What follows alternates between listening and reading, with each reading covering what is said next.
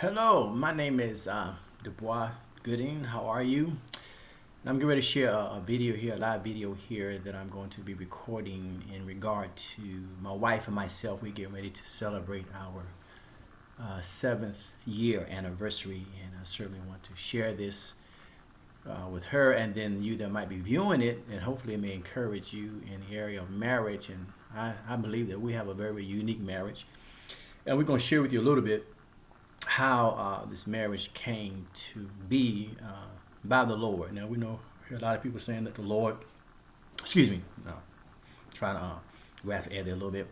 How the Lord have given them that mate, whether it be a husband or whether it be a wife, and how they prayed for them and they came. Well, some of it's true and some of it's not. Really don't know, so really can't comment. We just know a lot of people said that the Lord said this and found out that wasn't it. So y'all know how that rolled. But for me and my wife, it's kind of unique. And all our marriages probably would say they're unique too. So what makes ours unique from the next person's marriage, you won't have to hear this one. Okay. And for you deep folks out there, I'm not saying that I was not married before, because I was. And I can tell you a little bit about that in the Lord. What is that like? Especially when God has a plan for you, and who it is He wants you to marry, and who it is that's supposed to be a part of your life for the rest of your life.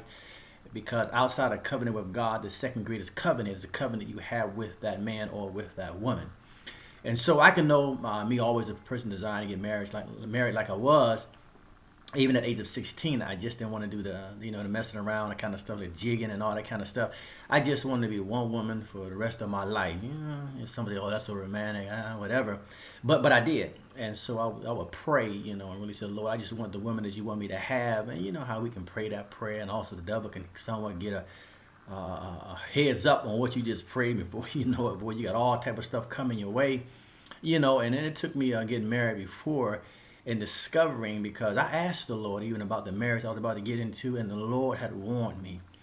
And that's very important that you already have an established relationship with the Lord, because God will give you a sign or tell you that, nah, that's not who I really plan to be in your life. Now, you can go outside of that. You can do what you want to do. I ain't going to make you, but you did ask me, and I'm telling you, and that happened. And the Lord had gave me a sign, but I disregarded it. Okay, I did. I know, rebellious, disobedient. Yeah, I ain't the only one there, so I ain't going to be the last one there.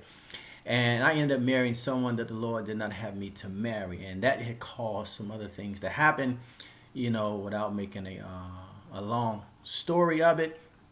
I ended up marrying somebody I wasn't supposed to marry, and it did not last long, even though I had two children out of it. And I appreciate the kids that I have today because of that. But still, that was not the one that God had specifically designed for me to be with. And I know that because He told me not to marry her. Okay, and I did anyway. So yeah, we can disobey God, and a good thing to do, because you can have things happen in your life that could prolong what God really wants to happen in your life, because you chose to, go about it your own way. And so therefore you can have delay instead of coming into it quicker. You may come into it a little later, because now you have to grow up with what you just did and marry somebody you didn't. Then before you know it, you got all this stuff going on. So we know how that rolls like that. Hindsight is always 2020, and we can't go back in time. But what we can do is learn from time and learn from different things that happen, because everybody got a story. His story, her story, their story, my story. But what's the real story? Okay, right. We know how that is. But I specifically want to talk about this marriage here. Now, this marriage was very unique, because this happened when I wasn't looking to get married. Okay, after everything that happened, whatever, God, you got to do this thing, because I just can't keep messing up like this. And so I can tell you, again, I'll make a long story short, because I want to highlight this thing, because I don't want to bore you or anything else like that. But I can honestly tell you that when I was in ministry, and I was ministering, I was on a Saturday, I was ministering and sharing it in a teaching segment there that we was having in our assembly. And right when I was teaching, and prior before that, no, let me give you a little background. Prior before that, I was on the radio talking about the lie behind tithes and offerings and the scam, and how different churches are using that, amen, to finance their own agendas. And the Lord had me to expose actually some of the intel that goes on behind closed doors, and how they take the scripture out of context, and how they have convinced or seduced or tricked the people in believing that this is something God had commanded. And we were showing them in the scriptures how they do that, how they trick the people. And I was on the radio and somebody heard it on the radio and then they'll call in and say, you know what, man, praise God. They sound so excited about praise God. Here, I was really praying about the Lord, kind of help me to understand the Thai message, I was reading about it. I just wasn't too sure, but I know Lord sent something about it. And here you'll come on the radio, Robert, I'm praying it, and bam, there it is. Oops, there it is. Out of mouth of two or three witnesses, the word of God is established. Okay, so they wanted to know where we were, and so she ended up coming to where we was. And before you know it, she come up in there, and I'm teaching, right? Like again, I'm just trying to make a long story short. And while she's coming up in there, and I'm teaching the ministry, and this is all God, whether y'all believe this or not, well, whatever. Anyway, while I'm up there teaching, right, she comes through the door, okay? And I'm telling you, I had literally, it's almost like I had paused, but I was still ministering by the Spirit of the Lord. God was still ministering through me concerning what was being taught. But I seemed like I had paused, and right when I saw her, I saw myself. Hear what I said now. While I was ministering, I had paused, but still talking. She comes through the door, and I saw myself in her. Now, what does that mean? That almost like what happened when God formed Adam, out the ground, and whatever like that, and did what he did before, God put Adam to sleep and took the woman out of the man. The woman was already in the man, but God just took the woman out of the man and manifested her to Adam. And when Adam woke up and saw her, he saw bone of his bone and flesh of his flesh. In other words, Adam had saw her in him. He saw himself in her. And that's why he was able to call her woe man, even though she came out the womb of man, which is the first womb that God did, came out the womb of man, okay? And he saw himself, and so he called her woe man. Woe, like, wow, man, this is wow. Like, whoa, you know how y'all do them woes, right? When y'all see somebody. Well, Adam had the same expression. He said, wow. Then we come from woe to woe man. And there she is, the Eve, and he being the Adam. But God had spiritually connected them. He had pulled her out of him and then manifested herself to Adam. So when Adam saw her, he knew who she was.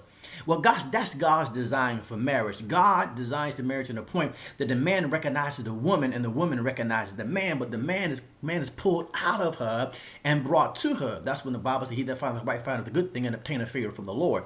So I saw her, and then she, after we had talked a little bit, she said, Zachary, when I saw you, I saw myself in you. I'm going to tell you right now, that's what she said, whether y'all believe it or not. That's what I said. I know what happened. I knew it. I knew it was God. I wasn't even looking. I was thinking about the marriage, but I saw myself in it. So I saw the Eve of me, and she saw the Adam of her.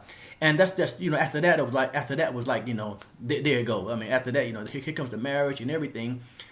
Even that, and it didn't take long after that, because God had divinely connected us. He had pulled her out of me, and then when I saw her, I was able to recognize who she was. That's right. That was my Eve. That was the one that God had destined for me, right? And he has spiritually connected us. So it was almost like when purpose met purpose, we leaped. When I saw her, I leaped. When she saw me, she leaped. And this is the way God intended for marriage to be, right? That you ought to see her in you, and she ought to see her in you.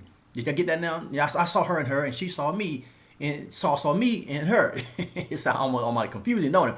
But that's how it happened. And when that happened, it was almost like I knew her. In other words, I knew her all my life, but I just didn't meet her. How does that sound? I knew her all of my life, but I never met her. So when I met her, I already knew her. You get that? I knew her all of my life. Not I really knew her, but God knew her all of my life. And then when he brought her to me, or allowed me to, actually brought her to me, okay, to where I was at the time ministering, that I already knew her. I was no stranger to her. It was not like, well, how you know? We knew each other, and it was almost like we was tight, like we was like ride or die, like Bonnie and Clyde. There was such a connection. It was so to the point, it was so strong that if anybody ever got between it, right, they would know, so what's up, what's going on here? What, do you like her, or she like you, or what was going on here? But we knew each other because we was already designed for each other. We was already connected. We just wasn't physically connected yet. But when we spiritually connected, the physical connection came afterwards. Okay, so she became my wife. I mean, because that's the one God designed for me to have. Here we are 7 years later into the relationship, and it still is what it is. It still is the excitement of who she is, because that's who God had purposed to be in my life. Now, some people say they marry somebody saved, but you can marry somebody saved, but that's not the one that God supposed you have, because you saved and he saved. That doesn't mean that how it works like that, because, he's this or she's that. No, but I was already spiritually in place, so I could recognize her. Okay, so when she came, I knew who she was. Okay, and God had connected us, and not saying that I was so much all there and she was so much there, but no, that was God's plan. And when God designed that thing like he did it, right, we was able to know who each one were, even though we had never met each other.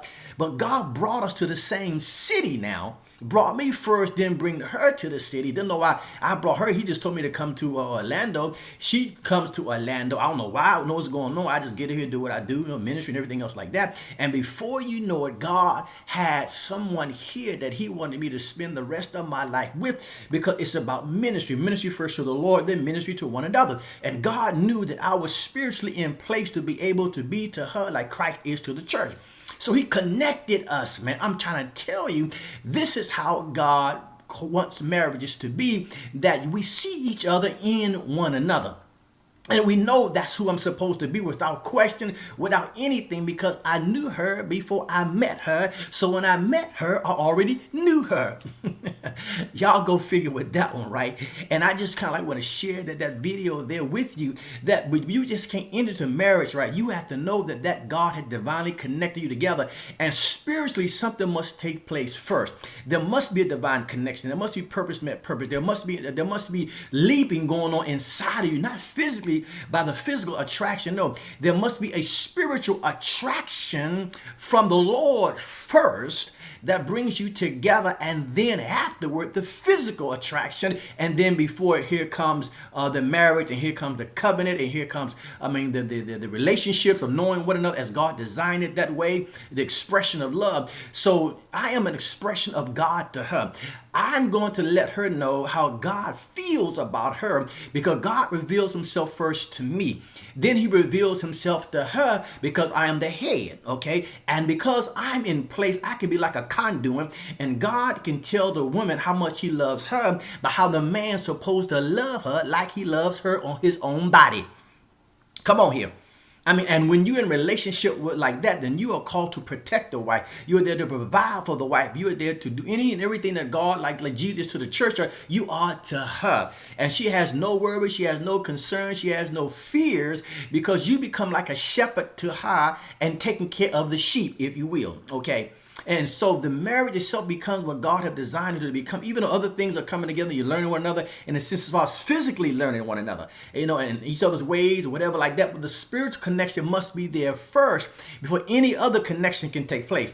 She must be the Eve of you, because if she's not the Eve of you, then it will not be the way God designed it to be. You will try to make it happen, but it's not what God brought together. And when the scriptures say what God brings together, let no man, separate it. And so if God don't bring it together, then it can easily be separated.